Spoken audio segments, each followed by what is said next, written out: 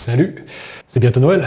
Enfin, pas vraiment, mais c'est pas grave. Aujourd'hui, je voulais te parler du tréma. T'as forcément dû te demander à quoi pouvait servir le tréma. En fait, on l'utilise pour dissocier le son de deux voyelles, surtout quand deux voyelles forment un digramme. Par exemple, maïs, sans le tréma, ça ferait mais. Android, ça ferait android.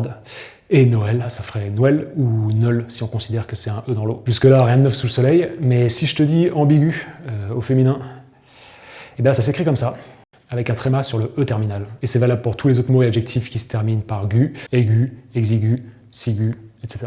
Alors on peut comprendre la logique, c'est bien pour éviter de dire ambigue, mais le seul souci c'est que quand on dissocie le U et le E, le tréma se trouve sur la lettre terminale qui se prononce pas. Alors néanmoins, depuis la réforme de 1990, il est autorisé de mettre le tréma sur le U pour bien spécifier que c'est le U qu'on prononce. Personnellement, je suis un peu dubitatif avec cette réforme spécifique, parce qu'en fait, si c'est maintenant la première voyelle qui porte le tréma, on devrait l'appliquer à tous les autres mots. Maïs, on mettrait le tréma sur le A, ça ferait maïs, et Noël, sur le O, ça ferait Noël. Donc voilà, chacun fait comme il veut, mais personnellement, je continue à le mettre sur la seconde voyelle, histoire d'uniformiser tous les mots.